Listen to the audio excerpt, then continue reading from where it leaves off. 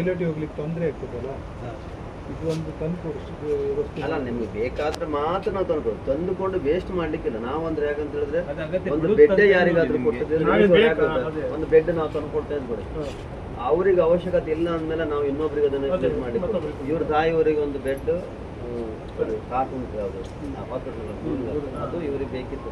ಇವ್ರ ತಾಯಿ ಮೊನ್ನೆ ಎಕ್ಸ್ಪೈರ್ ಆಯ್ತು ಅಂತೇಳಿ ಅವ್ರು ಬರುವುದಲ್ಲ, ಒಂದು ಟೀಮಲ್ಲಿ ಅಂತ ಬೆಡ್ ಕೂಡ ಕೊಟ್ಟಿದ್ರು. ಇಂಥದ್ದು ಎಂತ ಇದ್ರು ಒಂದು ಒಟ್ಟಾಗಿ ಬರೋದು, ನಮ್ಮ ಟೀಮ್ ಅವರೇ ಹಾಗೆ, ಯಾರೇನು ದೊಡ್ಡ ಗೊತ್ತಿದ್ದವರಲ್ಲ. ಅದೀಗ ಇವ್ರ ತಾಯಿಯವ್ರ ಎಕ್ಸ್ಪೈರ್ ಆಗಿದೆ ಅಂತ ಒಂದು ಆ ಬೆಡ್ಡನ್ನು ಏನು ಮಾಡಿ ಗೊಂಗೊಳ್ಳಿಯಲ್ಲಿ.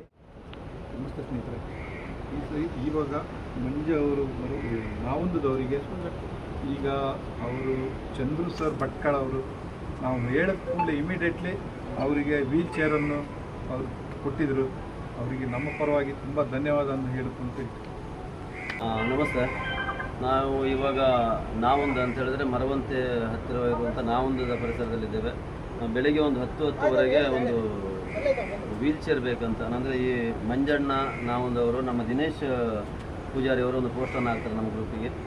ಆವಾಗ ನಾವು ಅದನ್ನು ನಮ್ಮ ಮುಳುತನ ಗ್ರೂಪಲ್ಲಿ ಹಾಕಿದವಾಗ ಕೇವಲ 5 ನಿಮಿಷದಲ್ಲಿ ನಮ್ಮ ಚಂದ್ರು ಸರ್ ಭಟ್ಕಳದವರು ಇವಾಗಲೇ ನಮಗೆ ತುಂಬ ರೀತಿಯಲ್ಲಿ ಅವರು ಸಹಕಾರ ಮಾಡಿದ್ದಾರೆ. ಅವರು ನಿಜವಾಗಲೂ ಇಂಥ ಒಬ್ಬ ವ್ಯಕ್ತಿಯನ್ನು ನಾವು ಗುರುತಿಸ್ಕೊಂಡಾಗ ಯಾವುದಕ್ಕೂ ಕೂಡ ಇಲ್ಲ ಅಂತ ಹೇಳಲಿಲ್ಲ.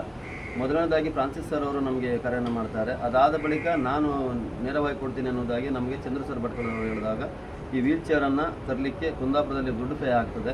ಅದನ್ನು ನಮ್ಮ ಮುಳುತನ ದಿನೇಶ್ ಕಾರ್ಯ ಅವರು ತಂದು ಇವಾಗ ಅದನ್ನು ಅವ್ರ ಮನೆಯವರಿಗೆ ನಾವು ಒಪ್ಪಿಸ್ತಾ ಇದ್ದೇವೆ.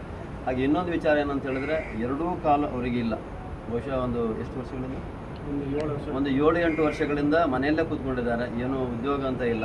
ಆದರೆ ಅವರು ಇನ್ನೊಂದು ರಿಕ್ವೆಸ್ಟ್ ಏನಂತೇಳಿ ನಾವು ನೋಡಿದವಾಗ ಅವರಿಗೆ ಮಲ್ಕೊಳ್ಳಿಕ್ಕೆ ಒಂದು ಬೆಡ್ ಇಲ್ಲ, ಮತ್ತು ಮನೆಯಲ್ಲಿ ದುಡೆ ಮಾಡೋ ಶಕ್ತಿ ಯಾರಿಲ್ಲ. ಆಧಾರ ಕಂಬವೀಗ ಮನೇಲಿ ಕೂತ್ಕೊಂಡಿದೆ.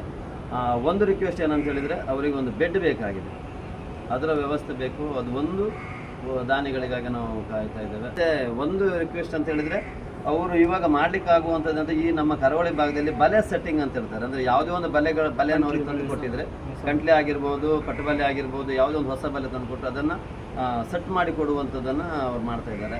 ಎಲ್ಲರೂ ಮೀನುಗಾರರು ಕೂಡ ಅವ್ರ ಹೊತ್ತಿಗೆ ಕೈ ಜೋಡಿಸಬೇಕು, ಅವರಿಗೊಂದು ಜೀವನ ನಡೆಸಲಿಕ್ಕೆ ಒಂದು ಆಧಾರ ಮಾಡಿ ಕೊಡಬೇಕಂತ ನಾನು ಮೀನುಗಾರರಲ್ಲಿ ನಾನು ಕೇಳ್ಕೊಳ್ತೀನಿ.